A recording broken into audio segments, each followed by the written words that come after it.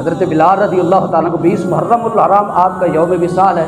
میں آخری بات عرض کر کے پھر کسی موضوع کو، یہ موضوع پھر یا اگلے جمعے یا کسی کا موضوع، جب میرے نبی کریم صلی اللہ علیہ وسلم کا وصال ہوا تو حضرت بلال رضی اللہ چند دن تو آپ مدینہ پاک میں رہے، اور جس دن حضور کا وصال ہوا اس کے بعد صحابہ نے حضرت بلال، کیونکہ حضرت ساری زندگی مدینہ پاک میں مسجد نبی میں جو اذان دیتا تھا وہ حضرت بلال دیتا تھا۔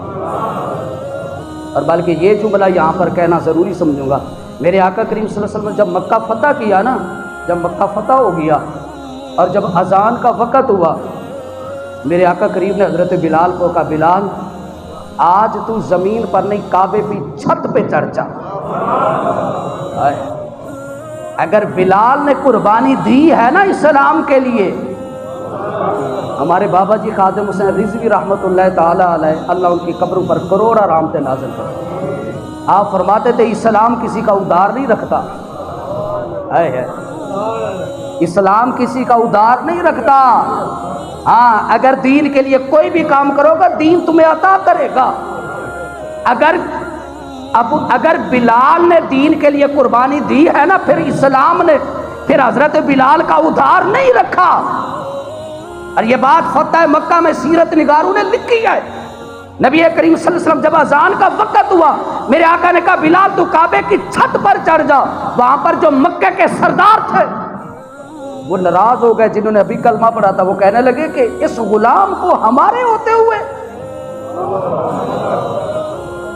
ہم سردار ہیں، یہ ہمارا غلام ہے اور ہمارے ہوتے ہوئے مکے یہ کعبے کی چھت پہ جائے گا۔ میرے آقا کریم نے کیا جواب دیا؟ میرے آقا نے فرمایا سنو، میرا رب کہتا ہے ان اکرمکم عند اللہ اتقاکم، اللہ کی بارگاہ میں عزت والا وہ ہے جو اللہ کی بارگاہ میں متقی اور پرہیزگار ہے۔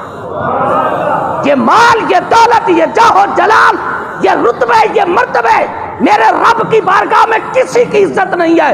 میرے رب کی بارگاہ میں اگر عزت ہے تو اس بندے کی ہے جو صاحب تقویٰ ہے، جو نمازی ہے، متقی اور پرہیزگار ہے۔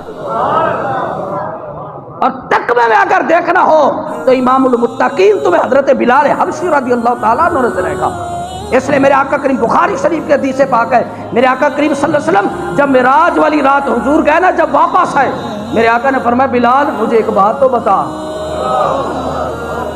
عرض کیا کہ کون سی؟ حوالے کا ذمہ دار صحیح مسلم میں یہ حدیث پاک ہے۔ میرے آقا کریم نے فرمایا بلال جب میں جنت میں جا رہا تھا تو تیرے جنت میں تیرے چلنے کی آواز کو سن رہا تھا۔ یہ مقام کس نے دیا؟ محمد کی محبت نے دیا ہے۔